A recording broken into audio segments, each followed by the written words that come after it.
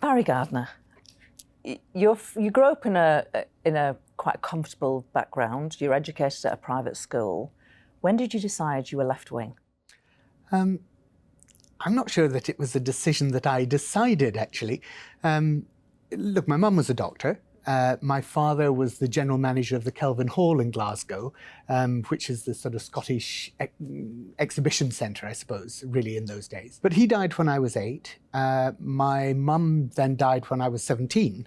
Oh, so, yeah, you're right. I went to a private school, but by the time I was 17, I was an orphan and fending for myself.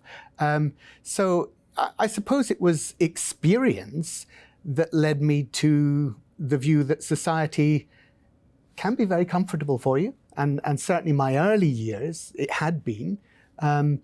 Later on, as I say, I was fending for myself, and it was less comfortable. And I suppose I made a decision, which was partly to do with my faith, that I thought if you had to choose a side, you had to choose the side of the people who didn't have it easy from the beginning and actually had to fight for what they got. I didn't know that about you. You lost your dad at 8. Yeah. You were 8. Yeah. What happened? He had esophageal cancer, and that's a pretty nasty form of cancer. My mother then died of stomach cancer. So, as I say, you go through these things, but, I think you can look back and say, oh gosh, that must have been terrible. As a kid, you just cope because you don't know any different. And I think it's really interesting that children often manage these processes of death and bereavement a lot better than we think they ought to as adults.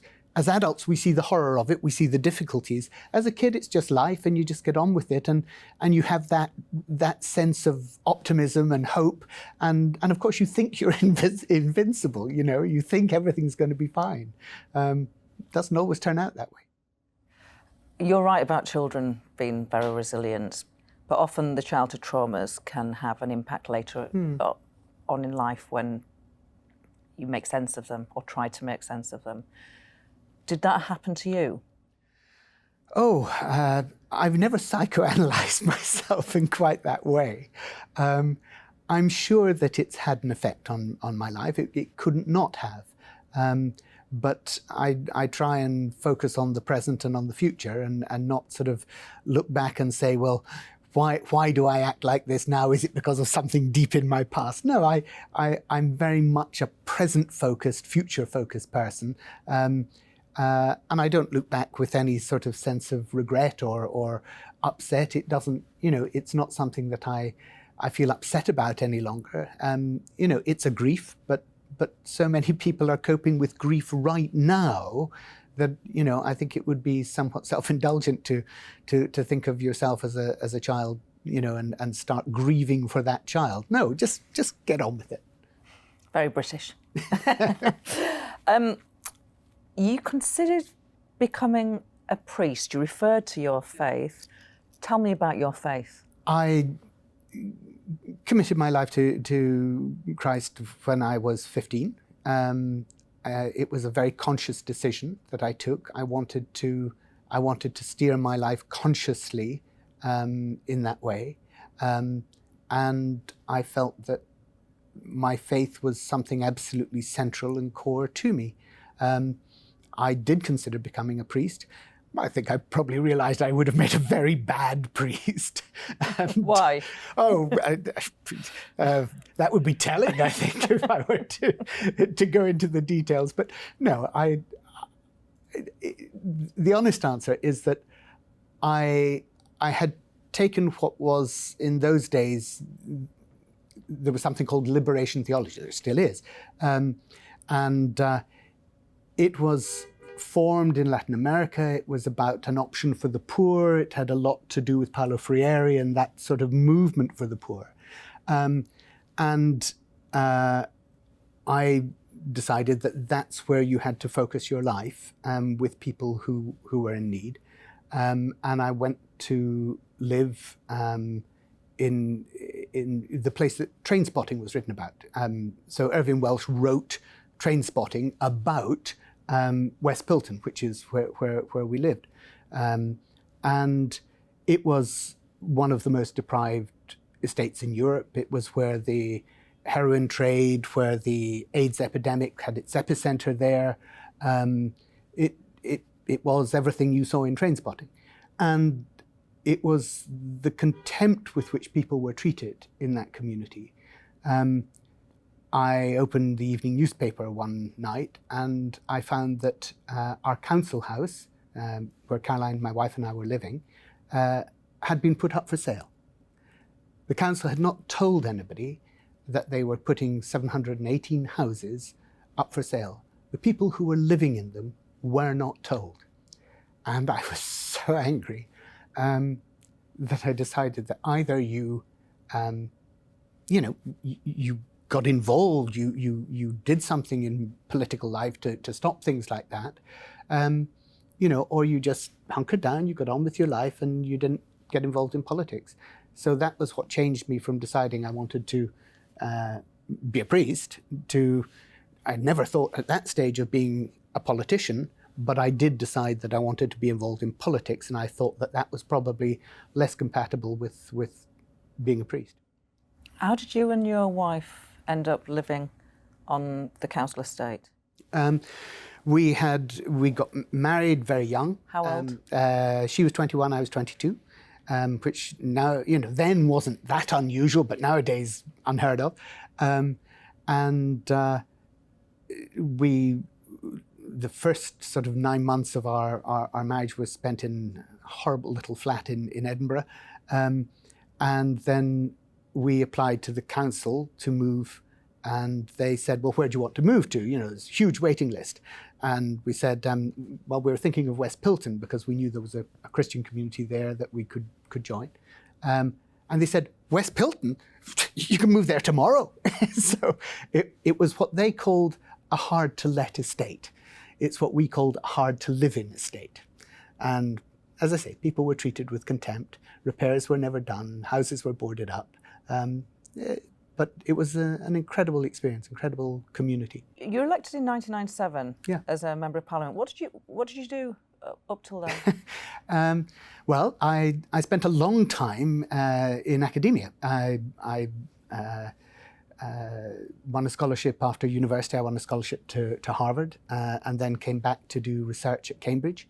And then after that, I went into the city and I ran my own company in the city for 12 years. So I did lots of things before actually coming into Parliament. But during that period, I also went into local government and did what I like to think of as the first executive mayoralty in the city of Cambridge, where I was mayor and chair of finance at the same time. And so I was politically involved all the way through. So, as I say, you were elected in 1997, so you've been a Member of Parliament through a lot of phases in the Labour Party. Obviously, you joined on that historic night where Labour won an election. Seems a very long time ago when Labour won that landslide. If you were to take the various parliaments that you have served in, is there one that strikes you as the happiest? Happiest parliament? Yeah. That's an interesting question, yeah. Yes, I think there is. And I think it would have to be that parliament in 1997. Because for 18 years, the country had just been ground down. Our health service was ground down. Our education service was ground down. Schools weren't performing properly. And suddenly, everything seemed possible. Everything seemed possible after 18 years of Conservative government. And it was a genuinely euphoric time. And I always remember, it must have been in the first week or two of that parliament. And you'll know the sort of the dining rooms that businesses and so on invite you to come to dinner in. And I was at one of those dinners in that first couple of weeks, and I remember the woman who was serving us with our food, I just turned around to her and I said, "Oh, thanks very much." And she stopped and she just looked at me and she said, "That's the difference. They used to act as if we didn't exist. You treat us as equal persons." And it was just that sense of, you know, the huge change that it brought to the country. Now, did we make mistakes in that government? Yes, of course we did. And you know, you can always look back and criticize, but I think you also have to look back at the really tremendous things that were done there. You know, when we came into government in 1997, half of all the buildings in the NHS were over 100 years old. By Gary, 2005... I stopped other people doing party political broadcasts. Oh, I'm sorry. So I've got to do it to you as well, Yeah. because this is about you. Okay, And people yeah. admit, yeah. But it was. I Yes, felt but you- hopeful. yes, I felt and joyful. you- I felt that there were limitless possibilities. And, you know, in some ways I still do. You know, I have to have that belief. I have to think that, yeah, we can still make that change in society. Otherwise you'd give up, wouldn't you? I'm really interested in your political journey. You spoke with such passion about that Labour government. You nominate, when Labour loses office in 2010, there's a leadership election. You nominate David Miliband in that leadership election, who would be described as the moderate, the centrist, the right wing. Choose, you know, delete as appropriate, depending on your perspective. 10 years later, Labour's still in opposition. You endorse Rebecca Long-Bailey, who would be described as the Socialist Campaign Group candidate, the candidate of the left. That is a journey, Barry. Make sense of it for us. Oh, it's very easy. I love the Labour Party. I want to see the Labour Party in government. I've never been a partisan politician. I'm not of the left, I'm not of the right, I serve the Labour Party. And I believe that it is the best vehicle for social change in this country. And that's why I'm proud to be a Member of Parliament for the Labour interest. David Miliband was a brilliant strategist. I didn't always agree with his policies, but he was a brilliant strategist. And this was at a period where we had gone through with Gordon a very trying time at the end of a long period of government. And strategically, I think David could have given that new vision that was needed. I don't think we got that. You probably know I didn't actually nominate Jeremy the first time. Nobody knows who I did nominate the first time, but I can tell you it wasn't Jeremy, and Jeremy knows it wasn't Jeremy. You're not going to tell me. But I served him absolutely loyally because the membership of our party had elected him as our leader. And that's what I will do with every leader of the Labour Party. Because it's not about the personalities, it's about the party. And we have to see the party get back into government if we want to achieve all the things that I want to achieve.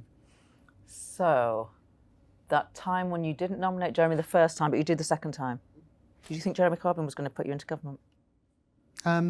Well, by that stage, he had already